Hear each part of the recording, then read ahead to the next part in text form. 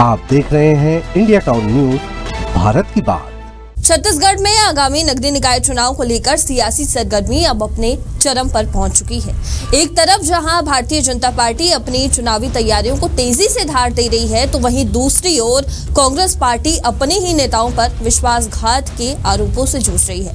Raipur block Congress अध्यक्ष नवीन चंद्राकर ने प्रदेश Congress committee के अध्यक्ष दीपक बैज को पत्र लिखकर पार्टी के भीतर हो रहे भीतरघातियों के खिलाफ सख्त कार्रवाई की मांग की है। इस पत्र ने कांग्रेस के भीतर गुटबाजी और असंतोष के संकेत दिए हैं, जिससे पार्टी की एकजुटता पर सवाल उठने लगे हैं। चलिए जानते हैं क्या लिखा है कांग्रेस अध्यक्ष ने उस पत्र में।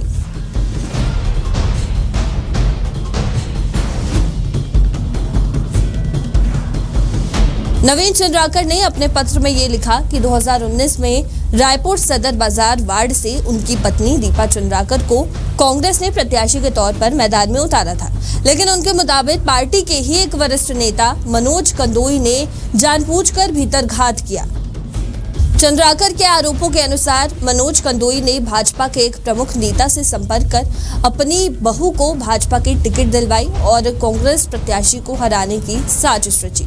चंद्राकर ने पार्टी नेतृत्व से अपील की है कि इस बार कांग्रेस के टिकट वितरण में मनोज कंदोई और सतीश जैन को बाहर रखा जाए, और इसके साथ ही उन्होंने ये भी स्पष्ट किया है कि यदि इन दोनों के अलावा किसी और व्यक्ति को टिकट दिया जाता है तो उसे जीत दिलाने की पूरी जिम्मेदारी उनकी होगी।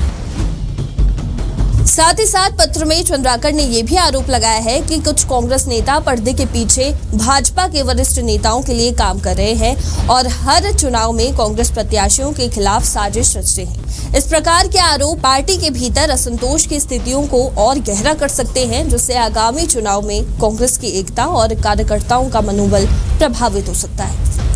नवीन चंद्राकर का ये पत्र कांग्रेस पार्टी में एक बड़ा मुद्दा बन चुका है। पार्टी के भीतर गुटबाजी और भीतरघात के आरोपों ने शीर्ष नेतृत्व के सामने गंभीर चुनौतियां खड़ी कर दी हैं।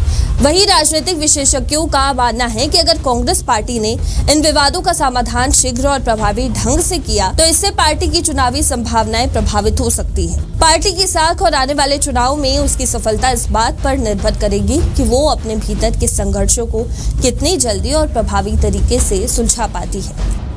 आगामी नगरीय निकाय और पंचायत चुनाव में भाजपा को कड़ी टक्कर देने के लिए कांग्रेस के लिए ये जरूरी है कि वो अपने अंदर की गुटबाजी को शांत करे और चुनावी रणनीति को सुदृढ़ बनाए।